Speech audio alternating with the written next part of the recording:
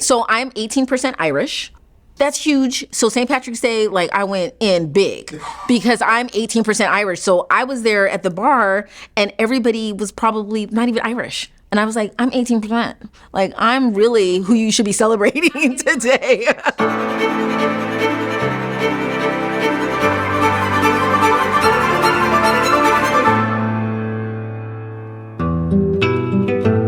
I'm Kimberly Britt. I'm the director of the Department of Child Support Services. When I first started in the child support program, it's very diverse. There's lots of women, lots of people of color. And then when I started to promote and get into different positions, I noticed that there were a lot fewer of somebody that looks like me, a person of color. So a lot of women, but I entered many rooms quite a bit alone. I was very lucky early on. So when I first started working for county government, there wasn't a lot of discrimination. It's, civil service kind of rules set it up in a way that it feels very safe. As I promoted, as I took on different roles and responsibilities, I think most of the discrimination has come from not being invited to the table, not being included in conversations that I think were important, mostly because I was a woman. I can remember the good old days when there were all men in my department.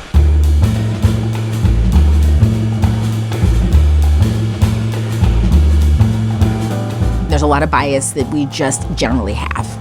It's unconscious, the way we've grown up, that has impacted us. Women make up 57% of the workforce, but just 5% of S&P 500 companies are led by a woman. There's a lot of little things that you take for granted. You think, I think people are further along in their understanding of DEIA. And then you get back to these stereotypes where they'll ask you to do something that they think culturally you should be able to do. And it's like, no, that's not me. A glass ceiling has been shattered in finance. Citigroup naming the first woman to ever run a major bank on Wall Street. For the first time in its 105-year history, General Motors will be run by a woman. The first woman to run the world's largest defense contractor, Lockheed Martin. A historic event has happened in the NBA. The first female assistant coach in the NBA. And she will be on the staff and she will be paid.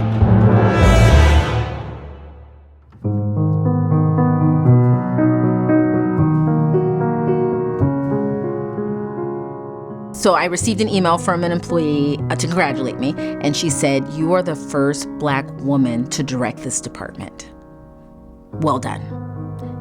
And I had to take that in, and I had to stop, because I hadn't done that. I didn't even pay attention to it. And so for me, that was mind-blowing.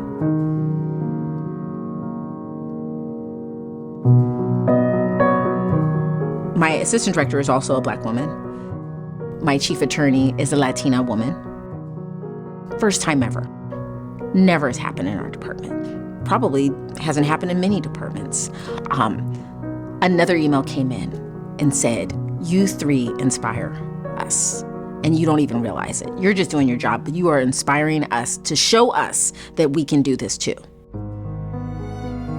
The fact that you can join the program, enter county government, start the process to be a public servant, and you look across and you see somebody that looks like you and you're like, that could be me.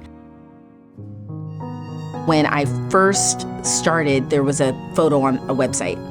It was a website where we kept historical information about our department.